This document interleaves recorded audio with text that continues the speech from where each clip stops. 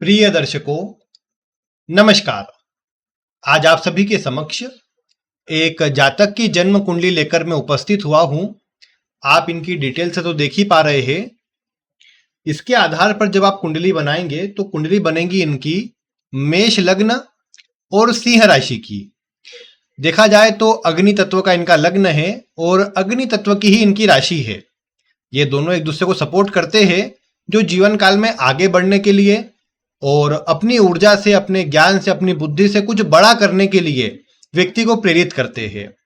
ये दोनों राशि लग्न के स्वामी मित्र भी होते हैं, जिससे जीवन काल में आगे बढ़ने में अन्य का सहयोग या परिस्थिति का सहयोग मिलते जाता है, जो व्यक्ति को जीवन में आगे बढ़ाते रहता है और व्यक्ति के द्वारा लिए गए निर्णय को सही करते जाता है। तो इसीलिए इस स्थिति को अच्छा कहा जाएगा। बाकी इनकी कुंडली में अन्य जो ग्रह योग है वो कैसा प्रभाव दे रहे हैं, क्या क्या स्थिति इनके साथ में जीवन में बन रही है, और फिर जो इनके प्रश्न है आज उनके उत्तर भी हम इसी कुंडली से देखेंगे। तो आप वीडियो को ध्यानपूर्वक देखें। सबसे पहले हम इनकी कुंडली में ग्रहों की चर्चा करते हैं। देखिए, मेष लग्न है और लग्न में ही मंगल अपनी एक विशिष्ट स्थिति के अंदर बैठा है। ये मंगल यहाँ पर रोचक नामक महापुरुष योग का निर्माण कर रहा है। और रोचक योग का प्रभाव क्या होता है कि ऐसे व्यक्ति के अंदर जोश, ऊर्जा की अधिकता होती है, जल्दीबाजी में कार्य करना स्वभाव होता है, लेकिन ये बोल सकते हैं कि ऐसा व्यक्ति अपने अनुसार काम करता है, नेतृत्व करने का गुण भी होता है। किसी के दबाव में रहना, किसी के सामने झुक जाना ऐसे व्यक्ति के स्वभाव में उतना अधिक देखने को नहीं मिलता। मंगल की ऊर्जा है, मंगल अपने अनुसार काम करने वाला स्वभाव देता है, लेकिन ये मैं बोल सकता हूं कि अपनी राशि का मंगल है तो इसकी ऊर्जा बलवान रहेगी, शुभ रहेगी और व्यक्ति को जीवन काल में आगे बढ़ाने वाली ऊर्जा रहेगी। और इसीलिए बोल सकता हूं कि व्यक्ति अगर जल्दीबाजी में भी काम करेगा तो अधिकतर मामलों में उसके जो निर्णय हैं, उसके द्वारा लिए गया जो फैसला है वो हमेशा सही साबित होगा और व्यक्ति को उससे सही परिणाम देखने को मिलेगा। हाँ, बस ये हो सकता है कि देखो, व्यक्ति मंगल के लग्न में होने पर थोड़ा मुंह पर बोलने वाला हो जाता है, तो सामने साफ सुथरी बात बोल देता है, जिस कारण से अन्य से विवाद होना या अन्य से उतना अधिक सपोर्ट न मिल पाने जैसा प्रभाव बन जाता है। लेकिन व्यक्ति अपने आप में उतना सक्षम होता है कि सब कुछ कर सकता है। तो इसीलिए इस मंगल को यहाँ पर अच्छा कहा जाएगा। और बल्कि चतुर्थ को देखता है तो भूमि, भवन, वाहन दिलाने वाला, और लग्नेश होकर सप्तम को भी देखेगा तो कोई खराब नहीं करेगा। बल्कि यहां तक बोल सकते हैं कि पार्टनरशिप वगैरह में भी व्यक्ति को दिक्कत नहीं आएगी। वैवाहिक जीवन के लिए मंगल शुभ प्रभाव ही प्रदान करेगा। तो इसीलिए ये कह सकते हैं कि मंगल का ओवरऑल जो प्रभाव है इनके जीवन में शुभ है, सकारात्मक प्रभाव देने वाला है। फिर यदि आप देखें तो दूसरे भाव में गुरु विराजित है। अब दूसरे भाव के गुरु आप जानते हैं कि शुभ प्रभाव देने वाले होते हैं, क्योंकि ये गुरु जीवन काल में व्यक्ति को धन अच्छी मात्रा में देंगे, अच्छी वाणी, अच्छा ज्ञान प्रदान करेंगे। ऐसा व्यक्ति सबके लिए अच्छा सोचकर काम करता है। साथ ही साथ इस गुरु के प्रभाव से हालांकि एक बात रहती है कि व्यक्ति के साथ जो लोग जुड़े हुए रहते हैं, कई बार उनको लगता है कि इसके पास बहुत पैसा है, इसके पास तो पैसों की कोई कमी नहीं है, लेकिन वास्तविकता क्या है ऐसा व्यक्ति जानता है। ये मैंने आपको कई बार बता चुका हूं। लेकिन ये गुरु का प्रभाव बहुत बलवान होता है। और ये गुरु क्या है, छठे भाव को देखते हैं तो छठे भाव से जैसे विचार होता है रोग का, रिपु यानी शत्रु का, और साथ ही साथ ऋण का, ऋण मतलब कर्ज का विचार भी छठे भाव से होता है। तो ये गुरु क्या करते हैं, इन सब चीजों से इस व्यक्ति की रक्षा करने का काम करते हैं। मतलब रोग से रक्षा करेंगे, शत्रुओं से रक्षा करेंगे, ऋण से रक्षा करेंगे। रक्षा से मतलब ये है कि चलो किसी कारण से व्यक्ति ने कर्ज लिया भी तो उस कर्ज में फंसेगा नहीं, उसमें डूबने वाला प्रभाव नहीं आएगा, उससे बाहर निकल आएगा और बल्कि कर्ज आदि से, शत्रु आदि से ऐसा व्यक्ति मुक्त रहेगा। रिस्क लेने का स्वभाव थोड़ा बढ़ जाएगा, लेकिन व्यक्ति को पॉजिटिव प्रभाव ये गुरु देने का काम करेंगे। और नौकरी वगैरह में भी शुभ प्रभाव ये गुरु बनाएंगे। ये गुरु अष्टम भाव को देखते हैं तो ज्योतिष या रहस्य वाले विषयों में ऐसे व्यक्ति की रुचि देखने को मिलेगी। ऐसा व्यक्ति भी किसी न किसी चीजों को गहराई तक सोचना, डीप नॉलेज प्राप्त करना, इस तरह का स्वभाव व्यक्ति का बढ़ जाता है। और फिर गुरु की दृष्टि दशम भाव पर भी है। तो दशम पर जब गुरु की दृष्टि होती है तो कार्य क्षेत्र में कुछ अच्छा करना, कार्य में अच्छा नाम बनाना ऐसे व्यक्ति के स्वभाव में रहता है, जो कि निश्चित रूप से व्यक्ति कर भी पाता है, अपने जीवन काल में अच्छा नाम अपने जीवन में बना पाता है। इस मंगल से भी व्यक्ति के अंदर स्वभाव आता है कि कुछ बड़ा करना है, कुछ अलग करना है। और गुरु की दृष्टि दशम पर होती है तो ये भी व्यक्ति के कार्य से एक अच्छी नाम, अच्छी पहचान जीवन में बनाने का काम करता है, जो कि बहुत बढ़िया होता है। तो ओवरऑल इसे अच्छा कहा जाएगा, व्यक्ति के जीवन में पॉजिटिव प्रभाव देने वाला कहा जाएगा। फिर आप देखिए कि पंचम भाव में केतु और चंद्रमा जैसे दो ग्रह बैठे। अब केतु चंद्रमा से होता क्या है कि ये दोनों ग्रह मिल करके व्यक्ति को भ्रमित करने का काम करते हैं। भ्रमित से मेरा मतलब क्या है, ऐसा व्यक्ति अधिक सोचने वाला हो जाएगा, अधिक चिंता करना, सोचना, ऐसे व्यक्ति का मन बहुत कल्पना करते रहेगा। ऐसा व्यक्ति हालांकि आगे की सोच कर चलता है। और मैंने आपको बताया था कि पंचम में चंद्रमा हो तो ये इस बात को दर्शाता है कि ऐसा व्यक्ति पूर्व जीवन में अच्छे कर्मों को करने वाला संत प्रवृत्ति का व्यक्ति रहा है, और इस जीवन में भी व्यक्ति का जो स्वभाव रहेगा अच्छा रहेगा, सभी के लिए अच्छा सोचने वाला रहेगा। हाँ, बस ये है कि बहुत अधिक सोचना, कई बार नेगेटिव सोचना व्यक्ति को थोड़ा चिंता में डालता है या व्यक्ति को नेगेटिव करने का काम करता है। तो इसीलिए यहां पर मैं ये कहूंगा कि चंद्रमा केतु का जो प्रभाव है ये कहीं ना कहीं व्यक्ति को नेगेटिव थोड़ा कर सकता है। बाकी व्यक्ति अधिक सोचेगा, ज्यादा नेगेटिव ना सोचे तो बहुत बढ़िया है। नहीं तो आप देख रहे हैं कि सूर्य चंद्रमा आमने सामने बैठे हुए हैं, पूर्णिमा के पास का मतलब आगे पूर्णिमा के बाद का जन्म है वैसे व्यक्ति का, ग्रहण वगैरह के 1-2 दिन बाद का जन्म है, तो ये तो अच्छी बात है। लेकिन बस बात इतनी है कि चंद्रमा केतु के कारण व्यक्ति जो अधिक कल्पना करेगा, चिंता करेगा, उस कारण से कई बार नेगेटिव थिंकिंग रहती है। बाकी हालांकि इन दोनों के बीच में 15 डिग्री के लगभग से ज्यादा अंतर है, तो उतना खराब प्रभाव नहीं है, लेकिन फिर भी इन दोनों ग्रह का प्रभाव तो पड़ेगा, और कम से कम व्यक्ति अधिक सोचे, चिंता करे, वो वाली बात देखने को मिलेगी। फिर ये पंचम का स्वामी वैसे सूर्य है, और सूर्य ठीक सामने बैठकर इन दोनों ग्रह को देख रहा है, तो इसलिए इन दोनों ग्रह का उतना नेगेटिव प्रभाव नहीं आएगा। हाँ, बस ये बात है कि देखो पंचम में चंद्रमा केतु होने पर व्यक्ति भविष्य के बारे में और धन के बारे में अधिक सोचता है, जिस कारण से कहीं ना कहीं व्यक्ति के मन में चिंता बनी रहती है। दूसरे नंबर पर आप देखेंगे तो पंचम का स्वामी चूंकि लाभ भाव में राहु के साथ में है, तो जब भी पंचम का स्वामी राहु केतु के साथ में आ जाए या विशेषकर राहु के साथ में आ जाए, तो ऐसे व्यक्ति का विशेष ध्यान शेयर मार्केट में, लॉटरी, सट्टा, जुआ या जहां से भी आकस्मिक लाभ हो सकता है, क्रिप्टो वगैरह बोलिए, बिटकॉइन बोलिए, या जितने भी ऐसे क्षेत्र है जहां से आकस्मिक लाभ हो सकता है, उन क्षेत्रों में व्यक्ति की रुचि बढ़ जाती है।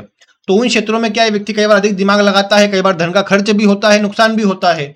तो इसलिए ऐसे व्यक्ति को कहा जाता है कि इन क्षेत्रों में थोड़ा ध्यान रखना चाहिए, अदरवाइज कोई ऐसा खराब प्रभाव उतना नहीं है। बाकी इसके अलावा यदि आप अन्य ग्रहों को देखेंगे, वैसे चंद्रमा चतुर्थ का स्वामी है, चतुर्थ का स्वामी पंचम में हो तो अच्छा प्रभाव प्रदान करता है, तो इसलिए पॉजिटिव है, कोई खराब प्रभाव देने वाला नहीं है। फिर यदि आप देखेंगे तो नवम भाव में यहाँ पर शनि विराजित है। अब नवम भाव में देखा जाए तो शनि का प्रभाव अच्छा होता है, क्योंकि नवम भाव वैसे तो त्रिकोण का भाव है, और शनि यहाँ पर व्यक्ति को मतलब लगातार काम करने वाला, ईमानदारी से काम करने वाला बनाते हैं। और भाग्य भाव में है तो जरूर भाग्य धीरे धीरे साथ देता है, लेकिन व्यक्ति अपने दम पर अपना भाग्य बना लेता है, धीरे धीरे ही सही सभी स्थितियां अच्छी अर्जित कर लेता है। हाँ, बस ये देखने को मिला कि पिता का सुख, पिता का साथ कई बार कम मिलता है, पिता से कई बार तालमेल कमजोर रहते भी देखे गए, क्योंकि इस शनि की दृष्टि सूर्य पर पड़ेगी। तो ये देखा जा सकता है कि पिता से थोड़े तालमेल कमजोर रहे व्यक्ति के, या फिर बॉस बोलिए या उच्च अधिकारी बोलिए, पिता बोलिए, उनसे थोड़े से उतने अच्छे संबंध देखने को न मिले, ये थोड़ा हो सकता है। बाकी ओवरऑल अगर आप एक बात देखेंगे तो यहाँ पर ये शनि नवम भाव में खराब नहीं है, बल्कि भाग्य को बढ़ाने वाला, अच्छे कार्यों को बढ़ाने वाला है, तो ये अच्छी स्थिति में कहा जा सकता है। फिर आप एक बात देखिए कि इस कुंडली में दशम भाव में शुक्र बुध है। अब हालांकि एक बात है कि एक तरफ शनि है, एक तरफ सूर्य राहु है, तो पाप कर्तरी दोष दशम भाव में लगा है। तो अब मैं आपको बताता हूं, पाप कर्तरी जो दोष होता है उसमें होता क्या है कि व्यक्ति कहीं ना कहीं दबाव महसूस करता है। किस भाव में बना है? दशम भाव में। दशम भाव करियर होता है, तो कई बार हो सकता है कि व्यक्ति अपने कार्य को मतलब ऐसा समझे कि ये तो बहुत ज्यादा परेशान कर रहा है, बर्डन दे रहा है, चिंता दे रहा है। ऐसा प्रभाव भी यहाँ पर देखने को मिल सकता है, क्योंकि दशम भाव के दोनों ओर पापक ग्रह है, तो व्यक्ति के ऊपर दबाव रहेगा अपना काम करने का, या व्यक्ति दबाव पूर्वक, चिंता पूर्वक अपना काम करे, ये हो सकता है। वैसे तो लग्न में मंगल है, लग्न का मंगल दबाव में कभी कुछ करने नहीं देता, लेकिन जो थोड़ा प्रभाव बना है तो भले दबाव फिजिकल रूप में ना हो, लेकिन मानसिक रूप में व्यक्ति के ऊपर दबाव रहे, ऐसा हो सकता है। बाकी ओवरऑल ये दोनों ग्रह शुभ ग्रह है, और शुभ ग्रह का दशम भाव में होना, मित्र की राशि में होना शुभ प्रभाव देने वाला है, और व्यक्ति के जीवन में, करियर में अच्छा आगे बढ़ाने वाला, अच्छा प्रभाव देने वाला है। वैसे भी लग्न कुंडली से दशम में अगर शुभ ग्रह बैठे हो तो शुक्र तो अमला योग बनाता ही है, अमल कीर्ति योग बनाता ही है, शुक्र बुध से लक्ष्मी नारायण योग भी बन रहा है, और साथ ही साथ अगर आप देखेंगे तो शुक्र बुध का प्रभाव ये वैसे चंद्रमा से आता है, लेकिन नृप योग का प्रभाव भी ये दोनों ग्रह देने का काम करेंगे, जिसके चलते भी व्यक्ति को जीवन में सुख समृद्धि मिलती है, आगे बढ़ने के अच्छे अवसर मिलते हैं। तो यानी ये वाली स्थिति यहां पर अच्छी कही जाएंगी। इसके अलावा राहु सूर्य लाभ भाव में है, और राहु सूर्य का प्रभाव देखा जाए तो वैसे लाभ भाव में राहु सूर्य दोनों अच्छा प्रभाव देते हैं। ग्रहण योग अवश्य कहा जाएगा, लेकिन नेगेटिव प्रभाव नहीं मिलेंगे, बल्कि व्यक्ति अपने जीवन काल में बड़ी मात्रा में धन कमाना भी चाहेगा और कमा भी पाएगा अपनी मेहनत से।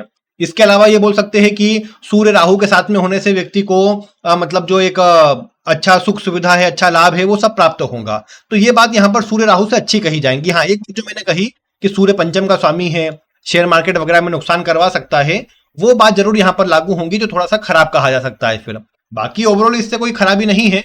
आप सूर्य राहु पर शनि की दृष्टि है तो थोड़ा सा हेल्थ में अपने हार्ट का ध्यान रखना चाहिए। वैसे तो दो शुभ ग्रह की दृष्टि है, लेकिन चतुर्थ का स्वामी केतु के साथ में, मंगल की दृष्टि चतुर्थ पे, राहु सूर्य साथ में और शनि की दृष्टि है, तो अपने हेल्थ को फिजिकली रूप में अपने आप को फिट रखने पर ध्यान देना चाहिए, जिससे कोई नेगेटिव प्रभाव हेल्थ पर नहीं पड़ेगा। बाकी पंचम का स्वामी राहु के साथ में पेट से जुड़े रोग दे सकता है। बाकी ओवरऑल ऐसी स्थिति कोई हेल्थ के लिए कोई बड़ी खराब नहीं है। आयु के लिए वैसे प्रभाव अच्छा है, वैसे भी कुंडली में तो स्थिति बढ़िया है। बस ये कह सकता हूं कि राहु सूर्य के चलते अच्छे प्रभाव और अधिक प्राप्त करने के लिए, मान सम्मान और अधिक प्राप्त करने के लिए अपने सूर्य को बलवान रखना चाहिए। मतलब सूर्य मतलब पिता, उच्च अधिकारी, बड़े लोग या सरकारी व्यक्ति जो सरकार से जुड़ा हुआ हो, उनसे तालमेल अच्छे रखने चाहिए, तो व्यक्ति को पूरा प्रभाव अच्छा मिलेगा। और फिर चूंकि गुरु भी दूसरे भाव में है तो अपना खान पान सात्विक रखना चाहिए। मतलब मांसाहार, मद्यपान, इन सब चीजों से व्यक्ति को बचना चाहिए। जितना बचेगा उतना अच्छा रहेगा। तो ये बात यहां पर विशेष रूप से व्यक्ति को ध्यान रखनी चाहिए। अब इसके अलावा यदि आप देखें तो अभी इनको राहु की दशा है। अब वैसे आप जानते हैं राहु लाभ भाव में सूर्य के साथ, जो कि कुंडली के त्रिकोण का स्वामी है, तो राहु सूर्य साथ में होकर राहु तो बलवान ही रहेगा। तो राहु की दशा यहां कोई खराबी देने वाली नहीं है, बल्कि राहु जीवन में तरक्की देने वाला है, शुभ प्रभाव को बढ़ाने वाला है। और अभी तो अगर देखा जाए तो राहु में शुक्र का समय है। अब राहु में शुक्र का समय ऐसे लग्जरी के लिए, सुखों में वृद्धि करने के लिए अच्छा रहता है, और चतुर्थ भाव को देखता भी है, तो भूमि, भवन, वाहन, घर में सुखों में वृद्धि करने का काम ये कर देता है, जो कि अच्छा है मतलब ओवरऑल। फिर आप देखिए कि राहु में फिर सूर्य लगेगा, ये दोनों 11वें भाव को एक्टिव करेंगे। तो 11वें भाव को एक्टिव करने पर भी क्या देखने को मिलेगा कि व्यक्ति के कार्य में तरक्की, उन्नति बढ़ती नजर आएंगी, कार्य बढ़ता नजर आएगा। तो ये अच्छी बात है यहाँ पर। फिर आगे चंद्रमा लगेगा। अब राहु में चंद्रमा आमने सामने है दोनों। इस दशा में थोड़ा सा मानसिक चिंता, तनाव या व्यर्थ की कल्पना व्यक्ति करे, कुछ बदलने का सोचे, ये थोड़ी चीजें बढ़ सकती है, जो उतना अच्छा नहीं रहेगा। थोड़ा इस समय पर धैर्य रखना चाहिए ताकि अच्छा प्रभाव मिल सके। और फिर राहु में मंगल लगेंगे। राहु में मंगल का प्रभाव भी ओवरऑल पॉजिटिव है। अपनी मेहनत से व्यक्ति अच्छा लाभ कमा पाएगा, जो कि बढ़िया नजर आता है। और उसके बाद तो फिर कहने की बात नहीं कि गुरु की महादशा लग जाएंगी। दूसरे भाव का गुरु है, दूसरे का स्वामी दशम में है, गुरु दशम को देख रहा है। तो ओवरऑल ये देखने को मिलेगा कि गुरु की दशा के अंदर व्यक्ति के धन में, तरक्की में, सुखों में अधिक वृद्धि होती नजर आएंगी। व्यक्ति धार्मिक रूप में काम करेगा और अच्छा काम करेगा, जिससे जीवन में बढ़िया सफलता इस समय पर प्राप्त कर पाएगा। तो ओवरऑल मतलब आगे का समय जो व्यक्ति के लिए नजर आता है, उसमें चंद्रमा को छोड़ दे तो बाकी समय पॉजिटिव है, अच्छे प्रभाव देने वाला है। अब इसके अलावा यदि हम इनके प्रश्नों की ओर चले तो इनका प्रश्न सबसे पहला ये है कि अभी ये विदेश में है, फॉरेन में है और वहीं पर काम कर रहे हैं। मतलब ड्राइविंग से जुड़ा काम है इनका एक प्रकार से, और इनका विचार है कि ये अपना खुद का कोई काम करे। देखिए अभी वैसे राहु की दशा खराब नहीं है, लेकिन मैं ये नहीं समझता कि इस राहु की दशा में अपना कोई काम चालू करना चाहिए। क्योंकि अभी तो ठीक है कि राहु में शुक्र फिर सूर्य दोनों दशा ठीक है, अच्छा लाभ भी हो जाएगा, लेकिन फिर चंद्रमा लगेगा। चंद्रमा में मन बदले या भ्रम की स्थिति उत्पन्न हो, कार्य में नुकसान की स्थिति बने, तो वो उतना अच्छा नहीं रहेगा फिर। तो इसीलिए ये कोशिश करनी चाहिए कि या तो चंद्रमा तक रुक जाए, यानी 2029 तक रुक जाए, और या तो पूरी राहु की दशा तक रुक जाए, और 2030 में जब गुरु की दशा लग जाए तब जाकर के अपने कार्य का विचार करे, अपना कार्य प्रारंभ करे। अब किस प्रकार का काम, तो देखा जाए तो यहां पर शुक्र बुध दशम भाव में बैठे हैं। अब शुक्र बुध वैसे तो मतलब मैं कहूं कि डेकोरेशन वगैरह आता है, लेकिन शुक्र बुध दोनों हैं, तो मैं कहूंगा कि कुछ कार या वाहन से जुड़े काम में ही अधिक प्रभाव आता है। अब चूंकि यहां तो शनि की राशि है, लेकिन दशमांश में बुध की राशि वहां पर शुक्र है, तो ज्यादातर मामलों में गाड़ी की जितनी भी एसेसरीज होती है उनसे जुड़ा काम, या फिर कुछ परफ्यूम बनाना गाड़ियों के लिए, कुछ मतलब डेकोरेटिव चीज बनाना, गाड़ी को किस तरह से और अच्छा फंक्शनल किया जा सकता है, ऐसे कुछ काम करना ज्यादा अच्छा रहेगा यहाँ पर, अगर अपने कार्य के लिए देखा जाए तो। और बाकी शुक्र बुध जैसे ग्रह है, और अगर देखा जाए तो दूसरे भाव का स्वामी होकर शुक्र बैठा है, तो फूड की तरफ जाया जा सकता है यहाँ पर, कि कुछ होटल रेस्टोरेंट जैसा कुछ काम किया जाए और उससे जुड़ा काम अच्छा लाभ देगा, वो भी यहाँ पर कोई खराबी में नहीं है। तो ये काम यहाँ पर, लेकिन गुरु की दशा में अधिक अच्छे रहेंगे, या राहु में मंगल के समय पर चालू करने पर विचार कर सकते हैं। अदरवाइज बचना चाहिए, रुकना चाहिए अभी के समय पर। और नहीं तो ये जो काम कर रहे हैं वो अच्छा है, अच्छी तरक्की के योग्य, और अभी तो ठीक है, आगे और इसमें लाभ बढ़ता नजर आएगा। अगले साल अगस्त में जब सूर्य लग जाएंगे तो दोनों मिल करके और लाभ को बढ़ाएंगे, तो अच्छा रहेगा वो। इसके अलावा इन्होंने पूछा है कि इन्वेस्टमेंट किस में करना चाहिए। देखिए सबसे अच्छा तो मंगल लगने का स्वामी है, मंगल जमीन का कारक भी है, और शुक्र बुध भी देख रहे हैं, तो चतुर्थ भाव पर शुभ प्रभाव बन रहा है। तो ऐसी स्थिति में तो मैं कहूंगा कि जमीन में इन्वेस्ट करना प्रॉपर्टी वगैरह में ज्यादा अच्छा है, कार प्रॉपर्टी या ठोस वस्तुओं में, सोना चांदी कार या मतलब समझिए कि प्रॉपर्टी, इन सब चीजों में इन्वेस्ट करना, इनमें पैसे लगाना, इनको इनमें खरीद के रखना ज्यादा अच्छा है। व्यक्ति को इनमें अच्छा लाभ देखने को मिलेगा। और बाकी जैसा मैंने बताया भी कि शेयर मार्केट में या फिर इनमें रुचि तो बहुत रहेगी व्यक्ति की, क्योंकि राहु पंचम का स्वामी होकर साथ में है सूर्य के, तो इसलिए क्या है कि यहाँ पर व्यक्ति की रुचि तो बहुत रहेगी। लेकिन बस बात उतनी है कि कुछ समय लाभ कुछ समय हानि ऐसा प्रभाव रहेगा। लॉन्ग टर्म में व्यक्ति जा सकता है शेयर मार्केट क्रिप्टो वगैरह में, लेकिन शॉर्ट टर्म में बचना चाहिए, क्योंकि उसमें चंद्रमा का प्रभाव, नेगेटिविटी और मंगल का प्रभाव जल्दीबाजी दे करके नुकसान बड़ी मात्रा में करवा सकता है। तो वो फिर क्या धन बचेगा भी नहीं और नुकसान भी हो जाएगा। तो इसलिए व्यक्ति को इसका ध्यान रखना चाहिए। बाकी प्रॉपर्टी या ठोस वस्तु में इन्वेस्ट करे व्यक्ति, अच्छा लाभ देखने को मिलेगा। बाकी इन्होंने पूछा है कि इनकी मतलब अभी तो 2 कन्या संतति है इन्हें, आगे चलकर पुत्र के क्या योग है। देखिए देखा जाए तो इस कुंडली में चंद्रमा केतु बैठे हैं पंचम में और सूर्य की दृष्टि भी आती है यहाँ पर। अब इसे सूर्य पंचम भाव को, अपनी राशि को देख रहा है, तो पुत्र के योग तो बनाता है ये, लेकिन एक ही कुंडली से बोल पाना कि पुत्र के ही योग कंफर्म आगे है, वो थोड़ा कमजोर नजर आता है या फिर उतना मजबूत नजर नहीं आता। वैसे तो जो आगे राहु में सूर्य की दशा है 26 से 27 के बीच में, और 2027 वाला प्रमुख समय, कि 2027 वाला जो समय है पुत्र संतान के लिए अच्छा समय है। लेकिन और अगर ये वाला समय को छोड़कर देखें तो गुरु की महादशा, गुरु अपने आप में पुत्र कारक होता है, तो जब गुरु की महादशा लगे तो उस समय विचार कर सकते हैं पुत्र संतान का।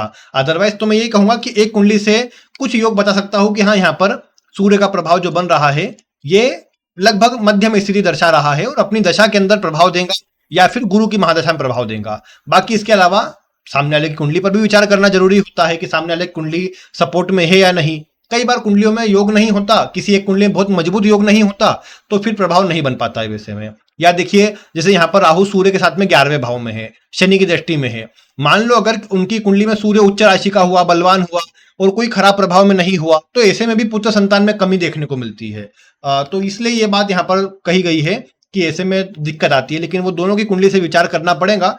ओवरऑल बाकी एक कुंडली से इतना बोल सकता हूं कि योग जो बनेंगे वो राहु में सूर्य में बनेंगे और गुरु की महादशा में बनेंगे शुरुआती समय पर, यानी 30 से 32 वाला और 2027 वाला जो समय है इस बीच में। बाकी इसके अलावा ज्यादा मजबूत योग पुत्र संतान के इस कुंडली में इतने नजर नहीं आते। फिर इसके अलावा इन्होंने ये पूछा है कि इनकी जो पत्नी है वो फॉरेन की है, वही बाहर की है। अब सबसे पहले बात तो ये कि अगर इनकी पत्नी बाहर की है तो क्यों है, उसका कारण देखिए। अगर हम सप्तम का स्वामी यहाँ शुक्र है जो शनि की राशि में है, यहां तो कुछ विशेष प्रभाव नजर नहीं आता। कभी भी आप समझिए कि सप्तमेश का कुछ विशिष्ट स्थिति में जाना ही विवाह को कुछ विशेष करता है, स्पेशल पोजीशन ही स्पेशल कुछ करवा सकती है। हालांकि शनि की राशि है लेकिन मजबूत कुछ नजर नहीं आता। इसी शुक्र को नवमांश में चेक करेंगे तो वो नीच राशि में शनि के साथ में है, तो यहां से ज्यादा प्रभाव निकल के आता है कि यहां पर इनके जो विवाह के योग बने वो कुछ अलग प्रकार से बने। अब देखो शनि की राशि में मैंने बताया था कि शुक्र का शनि की राशि में शनि के साथ में होना इस बात को दर्शाता है कि उम्र में बड़ा अंतर देखने को मिले। या तो कई बार 6-7 वर्ष का अंतर देखने को मिलता है उम्र में, या लड़की की उम्र बड़ी होती है, भले कुछ महीने हो फिर, लेकिन लड़की की उम्र बड़ी निकल आए, तो ये बात यहां पर देखने को मिल सकती है। और या तो फिर ये वाला जो अंतर यहां पर एक अलग हो जाएगा कि लड़की बाहर की है, विदेश की है, तो एक अंतर दोनों के कल्चर में, रहन सहन में देखने को मिला, वो प्रभाव भी यहां से मैच करके देखा जा सकता है। ये शनि की राशि में शुक्र के होने से या शुक्र शनि के साथ में होने से देखने को मिलता है, तो ये बात तो यहां पर नजर आती है। अब अगर देखा जाए इनके वैवाहिक जीवन की स्थिति को, तो देखा जाए तो यहाँ पर मंगल की दृष्टि सप्तम भाव पर है, राहु की दृष्टि है। बाकी ये दोनों कोई ऐसे खराब स्थिति में है नहीं। हाँ ठीक है, मंगल का प्रभाव है, जातक में थोड़ा क्रोध होता है, गुस्सा होता है, कई बार गुस्से में कुछ बोल भी देता है, लेकिन मैं कहूँ बहुत खराबी देखने को मिलेंगी इससे, ऐसा प्रभाव नजर नहीं आता। तो इसलिए क्या कहा जा सकता है कि वैवाहिक जीवन इनका अच्छा रहने वाला है, वैवाहिक जीवन में कोई दिक्कत देखने को नहीं मिलेंगी, बल्कि अभी दशा राहु की आगे गुरु की लगेंगी जो कि नवमांश के सप्तम भाव में है। तो ओवरऑल पॉजिटिव समय है, मतलब ये कहा जाएगा कि यहाँ पर वैवाहिक जीवन में खराबी उत्पन्न करने वाले ग्रह नहीं है। हाँ बस गुरु से कहा जाता है कि कहीं न कहीं दोनों के बीच बहुत मजबूत शारीरिक संबंध नहीं बन पाते, ये बात ये गुरु से कही जाती है। इंटीमेसी इशू होता है मतलब यहाँ पर, तो ये बात यहाँ पर ये गुरु दर्शाता है, बाकी बहुत बड़ी मात्रा में नहीं दर्शाता ये भी। तो इसलिए यही कहा जाएगा कि कम से कम ओवरऑल वैवाहिक जीवन का जो प्रभाव है वो ठीक है, कोई ऐसा विशेष खराब नहीं है। ओवरऑल पॉजिटिविटी नजर आती है दोनों के विवाह को लेकर के, लंबा वैवाहिक जीवन नजर आता है, ये भी कहा जा सकता है। ठीक है, मंगल का प्रभाव है, थोड़ा व्यक्ति अपने आप को शांत और फोकस रखेगा तो उतना अच्छा रहेगा, ज्यादा कोई दिक्कत देखने को नहीं मिलेंगी। बाकी इनके आगे के जीवन के लिए तो मैं बता ही चुका हूं कि आगे की दशा जो है वो इनको पॉजिटिव लगने वाली है। बस एक राहु में चंद्रमा का समय है, जिसके लिए अभी अभी मैं उपाय बता दूंगा इनको, ताकि आगे भविष्य में इनको काम आ सके। बाकी ओवरऑल इनकी कुंडली में पॉजिटिव प्रभाव है। मैं तो ये कहूंगा कि बल्कि इस गुरु को और बलवान करना चाहिए। मतलब गुरु का रत्न पुखराज जो होता है वो ये पहन सकते हैं, उससे इनके जीवन में तरक्की, भाग्य में वृद्धि होंगी, इनके कार्य में उन्नति देखने को मिलेंगी, तो अच्छा रहेगा। हाँ, ये है कि दूसरे के गुरु में थोड़ा क्रांतिकारी विचार रहते हैं इनके, मतलब ज्यादा पुराने रीति रिवाजों को फॉलो करना, पुराने ट्रेडिशन के अनुसार काम करना इनके स्वभाव में नहीं रहेगा। हमेशा कुछ अलग करने पर ध्यान देंगे, कुछ अलग करेंगे तो वो बात जरूर देखने को मिलेगी, लेकिन ये गुरु खराब नहीं होते, ये पॉजिटिव प्रभाव में है, धन वगैरह के लिए अच्छा प्रभाव है। फिर इसके अलावा यदि देखें तो चंद्रमा को शुभ करना जरूरी है यहाँ पर, क्योंकि आगे दशा में भी और अभी भी ये चंद्रमा का प्रभाव जो इनको भ्रम देता है या अधिक चिंता देता है, उससे बचाव हो जाएगा। क्या करना है उसके लिए कि इनको चंद्रमा के लिए वैसे तो चांदी की चेन पूर्णिमा के दिन अपने गले में धारण कर लेनी चाहिए, इससे चंद्रमा का प्रभाव पॉजिटिव होगा। और वैसे पंचम भाव में चंद्रमा है केतु के साथ में, तो कोशिश कीजिए कि जो छोटे बच्चे होते हैं, विशेषकर ऐसे बच्चे जो मेंटली डिसेबल हो, मतलब कहीं ना कहीं, या तो मैं ये कहूँ कि मतलब कम विकसित उनका मस्तिष्क हो, ऐसा कोई स्थान हो, मतलब कोई ऐसा आश्रम है जहां मानसिक रोगी जो बच्चे होते हैं उनको रखा जाता है, या फिर छोटे बच्चे जहां पर भी रहते हैं, भले वो कैसे भी हो, अगर या तो ऐसे हो कि जो विकलांग हो, मतलब किसी की मतलब आंख नहीं है, हाथ नहीं है, ऐसे किसी भी प्रकार से डिसेबल बच्चे हो, तो उनको कुछ खाने की वस्तु का डोनेशन करना चाहिए। पढ़ाई का भी कर सकते हैं, लेकिन खाने की चीजें ज्यादा अच्छी रहेंगी कि ऐसे कोई आश्रम हो, ऐसा कोई मतलब असाइलम वगैरह कुछ जैसा स्थान हो, या फिर मैं कहूँ कि कोई किसी भी कोई जगह हो, वहां पर जाकर के कुछ खाने से जुड़ी वस्तु, फूड, मतलब अब चंद्रमा से जुड़ा करना हो तो उसमें ये कर सकते हैं कि कुछ चावल शक्कर जैसी सफेद चीज कर सकते हैं। वैसे कुछ भी खाने की चीज कर देंगे तो अच्छा रहेगा। मतलब वहां पूछ लिया क्या लगता है, वो आपने डोनेशन में दे दिया। अगर कुछ पॉसिबल ऐसा ना हो तो कुछ मतलब धनराशि ही डोनेट कर दी ऐसी जगह पर जो उनके काम में आ जाए, तो ऐसा कुछ करना यहाँ पर अच्छा रहेगा। प्रत्येक माह को मैं कहूंगा कि अगर पूर्णिमा के दिन कर ले तो अधिक अच्छा है। वैसे भी जन्म पूर्णिमा के पास का है, तो प्रत्येक माह की पूर्णिमा के आसपास अगर ये काम करते रहेंगे तो अच्छा रहेगा। वैसे तो लगातार थोड़ी थोड़ी मात्रा में करें, जरूरी नहीं कि बहुत बड़ी मात्रा में करना है, हमेशा थोड़ी थोड़ी मात्रा में ये काम करते रहे तो बहुत बढ़िया रहेगा। चंद्रमा पॉजिटिव रहेगा और ओवरऑल पूरे जीवन में जो प्रभाव मिलना चाहिए, आगे दशा में जो प्रभाव मिलना चाहिए, वो भी अच्छा मिल जाएगा। बाकी मान सम्मान के लिए, जीवन में तरक्की के लिए सूर्य को, और संतान के लिए भी सूर्य को बलवान रखें, मतलब सूर्य को अर्घ्य देना, ऐसे काम करना, ऐसे अच्छा रहेगा इनके लिए कि सूर्य को अर्घ्य दे, आदित्य हृदय स्तोत्र का पाठ करें, ये सबसे बढ़िया है इनके लिए। और बाकी जैसा मैंने कहा कि नॉनवेज या फिर किसी प्रकार से ड्रिंक वगैरह से बचना चाहिए। बाकी इसके अलावा कोई नेगेटिव प्रभाव कुंडली में नहीं है। अभी राहु की दशा जरूर है लेकिन खराब नहीं है। ज्यादा चिंताएं चंद्रमा दे सकता है, लेकिन वो भी मेंटली होगा, कोई सामने नजर नहीं आएंगी कोई चिंता, ये बात यहां पर ज्यादा है। बाकी इतना कहूंगा कि इसमें कोशिश यही रखें कि अच्छे प्रभाव के लिए जो उपाय बताए है वो करें, जिससे आगे का असर और अच्छा मिल सके। बाकी तो सब पॉजिटिव है, स्थिति बढ़िया है और अपने काम में लगे रहने की आवश्यकता है। इसके अलावा अगर प्रिय दर्शकों आप इनके विषय में कुछ बताना चाहते हैं तो आपका स्वागत है, आप वीडियो में कमेंट करके अवश्य बता सकते हैं। बाकी आज की वीडियो में इतना ही। वीडियो देखने के लिए आपका बहुत बहुत धन्यवाद।